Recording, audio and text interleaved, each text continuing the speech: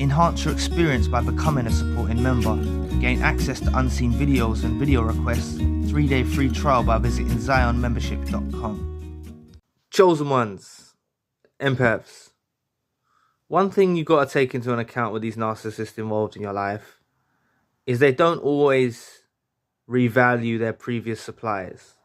So if their previous supplier wasn't an empath or a chosen one, they don't always revalue them. What you got to understand is before you and maybe after you, these narcissists that are involved in your life have had people in their life and have run into other people that aren't chosen ones and aren't empaths, right?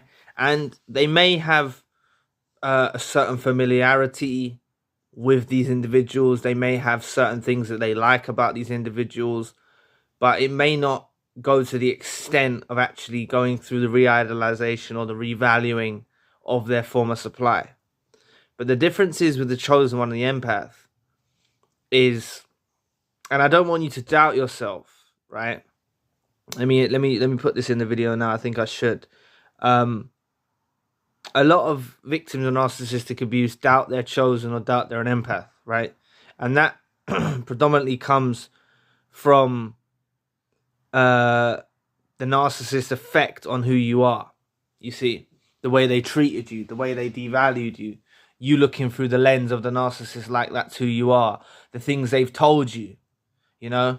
They could have told you that you treated them bad, or you made them upset, or they played the victim, you know? They could have told you these things, and if you don't take a whole bucket of salt, not a pinch of salt, a whole bucket of salt with remarks this narcissist involved in your life made about you or made towards you,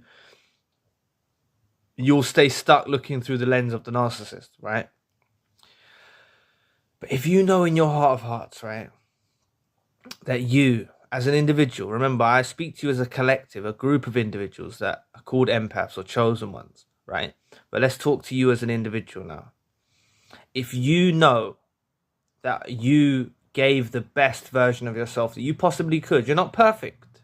You're not perfect. No one's perfect. But you gave the best version of yourself at that particular time period. You loved them, you cared for them, you supported them the best you could. You're a real pillar towards them, you know. You help them feel safe, you help them feel comfortable. You may have helped them with their work or their career, or, you know, like you generally help them. To sum it up in a basic, you generally help them and you're a great asset to their lives, right? If you know you are that, then it's highly likely that you are an empath. Because empaths have the savior empath streak in them. They like to fix things. The narcissist that was involved in your life is broken. They have problems. They have issues. They have issues going on in their lives. And the empath kind of rushes in and cares for them and saves them, you know, or tries to save them, you see? And all the while you do this, they soak it up as supply. They don't value you. They know you're decent. They know you're special. They know that they haven't had something like this before, and they may not find something like this again. They're a bit unsure, you know? But as time proceeds and they get used to you being around them, they begin to think in their delusional, stupid minds that they can get this treatment anywhere they go. This is what happens to them. They get an inflated sense of self. They believe that they deserve this type of treatment. So they stop looking at it. You know, they may have had a bit of an inkling that they can't find this anywhere else. Maybe early days in the relationship when you're involved with this narcissist in your life. But as time progresses, and there's no particular time frame that this occurs, but they'll get to the place where, you know, they believe they can go anywhere and get this type of treatment, that people must treat them in this way. And it's just not the case, you see. To be quite frank, they won't get this type of treatment elsewhere where they go. They just won't. They won't get this type of treatment. They won't get the love, they won't get the care, they won't get the support, they won't get the loyalty, they won't get the truth. They won't get the honesty that you have. They won't get none of, you know, you as an individual, all of these beautiful qualities that you have as an empath and chosen one. They won't have it. So I don't want you doubting yourself now.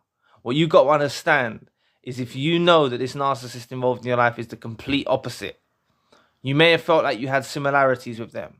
You may have felt like you was on the same page. But if they're the complete opposite of you are, or you're awakening to that point now that this person is evil, this person is deranged, you know, you have some rough idea that this person is a bit ill, you know, then clearly you're on the opposite side of the spectrum, and it's highly unlikely that you're, it's highly likely you're an empath or a chosen one, you see? Because that's what happens with the awakening. When you're with these individuals in your life, these narcissists involved in your life during the early days and throughout the duration of the relationship, sometimes awakening occurs throughout the relationship, sometimes awakening occurs after the relationship. But you generally are filled with the false pretense that this individual is on the same page as you and wants what's best for you and has good intentions for you. You're under that impression, you see. And that's why I'm trying to paint a picture to you that just because they're gone now, however it ended, discard, reverse discard, you cut them off because they become too toxic. I know this video I've said after discard, but I'm just saying, however, because you may have clicked on this video anyway. However it ended, you have some idea now, right? You have some idea that this person, this narcissist that was involved in your life, whether you realized through the duration of the relationship or you realized after, if you have some idea now that this person is not on the same page as you, they don't have good intentions for you, they're evil. If you have just an inkling to that, you know, you may still have the thoughts that it's your fault or you made mistakes. You may still have some degree of that. But if you have any inkling to this individual is a parasite, an evil weirdo, then you need to go with that kind of thought process, you see. Honestly, you will be revalued. You know, they're not going to find this type of individual where they go and they haven't had this type of individual like you are in their lives previously. They just haven't, right? And just because they never gave you your props or paid you your dues while you were with them, or they never told you, sometimes they do, you know? I had a membership video request yesterday, and the narcissist involved in their life, I hope they don't mind me sharing this, but the narcissist involved in their life did actually make it clear to them that they're the best person they've ever had in their lives. And some of you might say, Zion, that's a love bombing, you know. No, narcissists do speak truth sometimes. They do. You know, they are aware. That's why I said to you, at a place during the relationship timeline, they were aware that you're very special and that they won't be able to find you elsewhere. But that slowly gets dissolved the longer you stay around them. The longer you stay around them, they begin to value you less, right? Now, I know that probably sounds counter. You're thinking you clicked on this video to hear about them revaluing you, but I'm trying to make you understand that this dissolves, right? This, I don't know if that's the best description how I can describe it, but like this feeling that where they know you're special and stuff slowly fades away until you're awakening, until you go your separate ways, until the discard happens, until they go their separate ways, you know? Then, only then, when they move on with someone new, do they realize how special you actually are. And that's why you need to understand, if you have been discarded and you are in a position of pain, or reverse discard even, you are in a position of pain, you are in a position of hurt, this is the most powerful place you can possibly be in, because they've made their bed, let them lay in it. Yes, it's going to be very hard for them to try and come back to you. Yes, they may be stubborn and not actually tell you or make you aware that they want to come back to you. They may do that. They may be like that. But you just need to know, in their mind, heart and soul, they are suffering. have this time period when they find this new person. I made a video yesterday. You might want to check it out. I can't find it now, but I said it's the grass is they suffer with the grass is greener syndrome. You know, yes, throughout the relationship they were eyeing up new opportunities, they were eyeing up new supplies. They thought they were better moves for them to make, and they went through with this move. And when they get over there, they realize it's not greener blades of grass. They're actually on AstroTurf. That's what happens to them. They realize they traded a precious stone that you are for a piece of glass. You know, that's what they realize. And this is when the re-idealization occurs. You know, and it doesn't go away. It stays with them.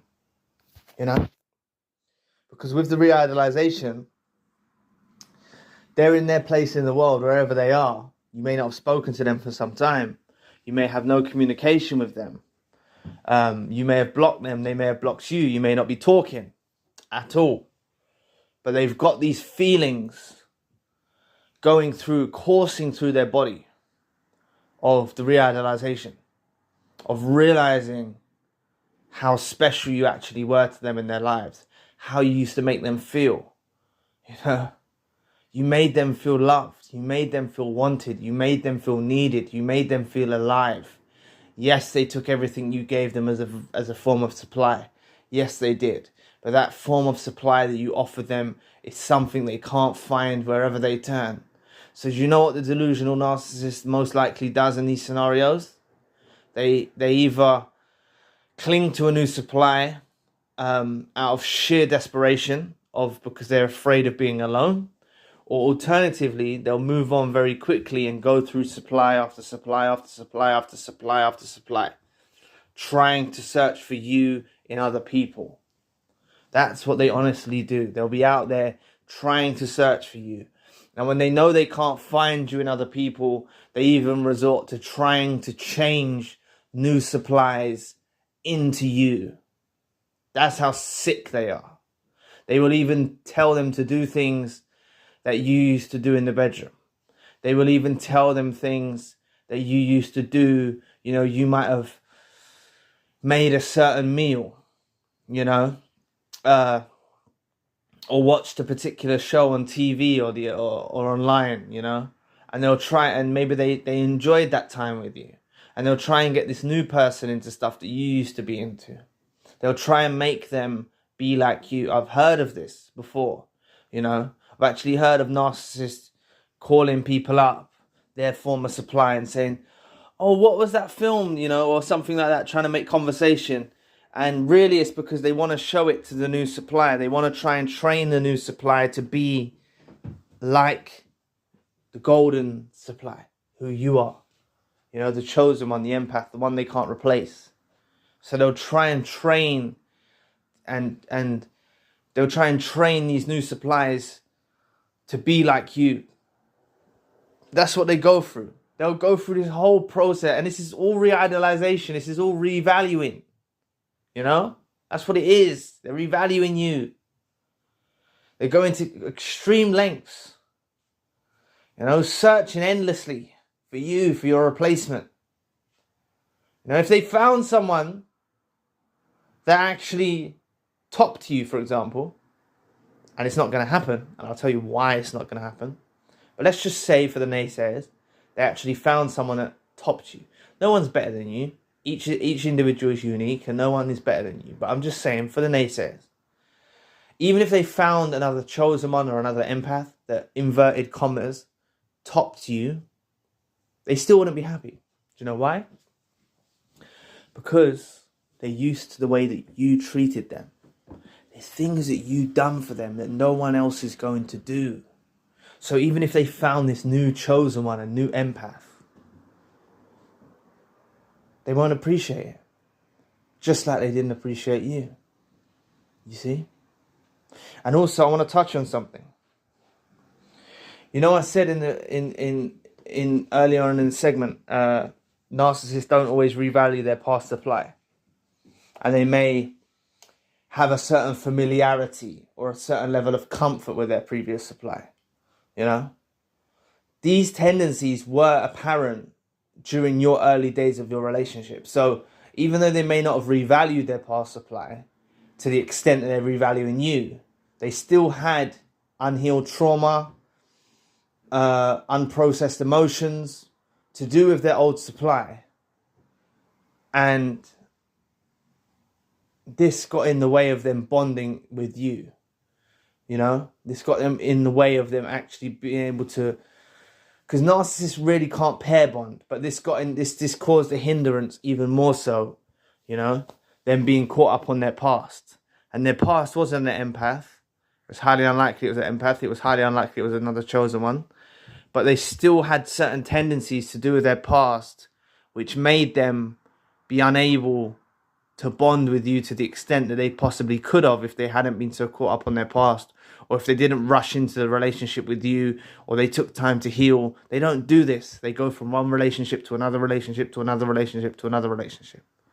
So you just need to know, wherever you're at in your journey, whether it's been a few weeks, whether it's been a couple of months, whether it's been some years, this narcissist involved in your life is revaluing you. They won't find someone like you again. They will search endlessly to try and find your replacement. Or they'll cling, like I said, to a new supply out of desperation. But still, they won't be content. You made them feel content. They felt loved. They felt special. The supply you gave them made them feel alive. And they know the only way they can possibly... Well, they know they can't even get that back from you now. Because of, you know, what's happened. You know, the burning of the bridge, so to speak. The separation. Maybe the smear campaign they put you through. Maybe the devaluation they put you through. Maybe the gaslighting they put you through. The separation process. When you went east and they went west. They know they can't even get you back to that version of yourself that you once was. And please, people, don't go back to that version. Don't think that you need to change and go back to your loving, caring self to somehow win them back or something like that.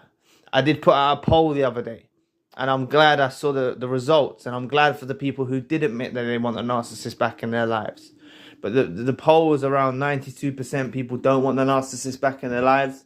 And it was about 8% that did want the narcissist back in their lives. And I don't want any of you in the comment section to scrutinize or be mean or derogatory. I'm glad that the 8% were able to open up and be honest and actually admit that they do want the narcissist back in their lives. Because you've got to admit you've all been there at one point in your journey. Maybe they're just not at the place you are now, you know? You've all been there at that place where you want the narcissist back, or you've ended up in the cycle of off and on relationships, for example. You know? That happens. So don't scrutinize them just because they admitted that they want the narcissist back. Because I did see some comments saying, oh, you want someone so evil back in your life, that don't make sense, and stuff like this, you know. They're saying that to them.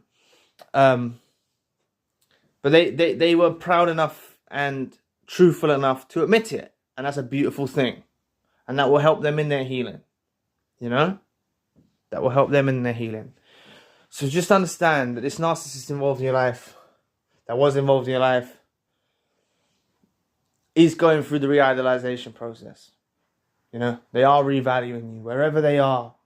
They're not going to be able to find you again. No matter where they search, no matter where they turn, they will not find you again. It's just not going to happen. Please don't compare yourself to anyone else.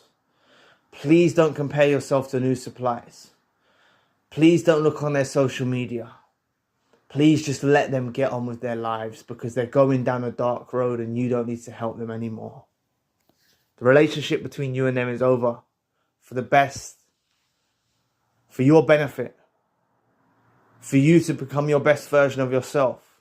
This ending has happened for the best reasons. You might not see it now. As I said, it might have only been a few weeks or a month or so. Even some people that have gone years down the line are still not fully processed the emotions, and there's nothing wrong with that. You know? There's nothing wrong with that. Being a few years down the line and still being confused or in the fog. You know, you're a victim of narcissistic abuse. You know? Some people have been involved in these relationships for a long time. It takes time to heal. You know? The healing journey is not a rush. It's not a rushing thing, you know.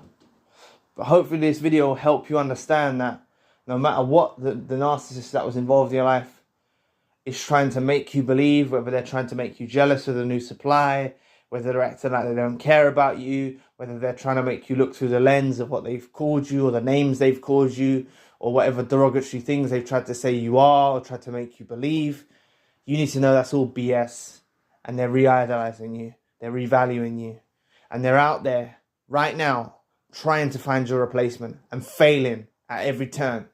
They will never find someone like you again. It's just not going to happen. They're just not going to find it, right? And you know what the thing is? For those of you, because you're all in different places of your journey, you will realize this fundamentally 100% and know it's the God's honest truth once you have incorporated enough self-love inside yourself. And that's why self-love is so important, because it's literally snatched from you. Self-esteem, self-love, for example, is literally snatched from you as a victim of narcissistic abuse.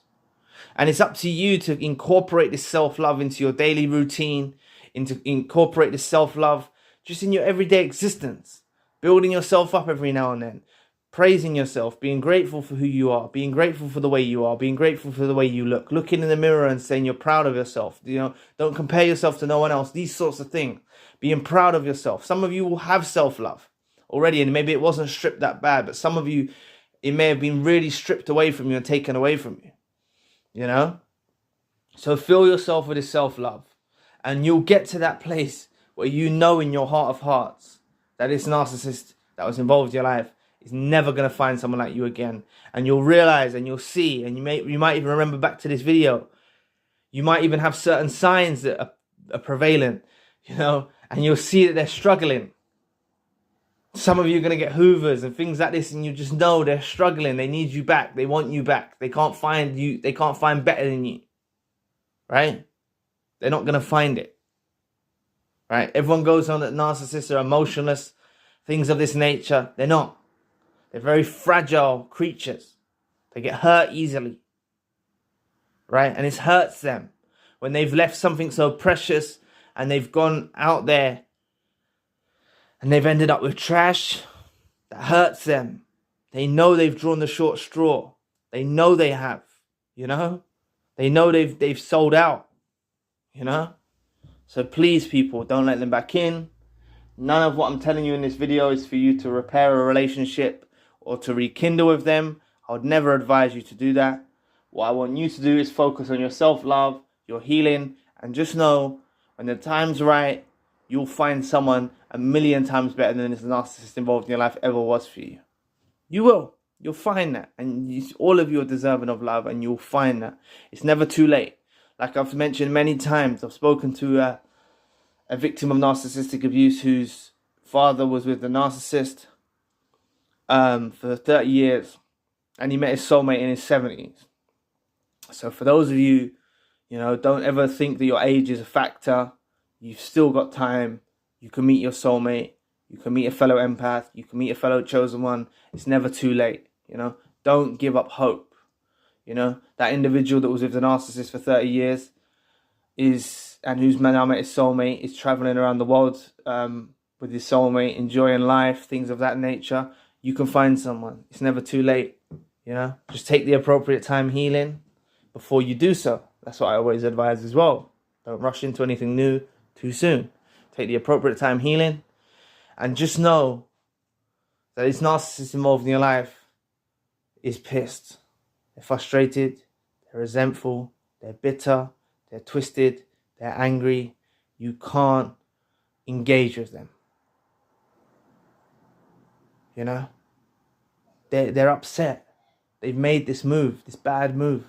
Don't let that be a place for you to offer a helping hand, or your life be a revolving door where you let them back in. You know, don't let that be that. But you just need to know in your heart, mind, and soul where they're at in their journey and how they're suffering. You know, just because the narcissist has got a new supply doesn't mean you've been replaced. And that's basically what I wanted I should have probably said it earlier, but just because the narcissist involved in your life has a new supply doesn't mean you're replaced. It doesn't mean you're replaced. You're irreplaceable to the life of the narcissist that was involved in your life. So anyway, thank you for watching today. I'll be back with another video soon. And if you'd like to know more about a victim story, click this video here. So anyway, peace.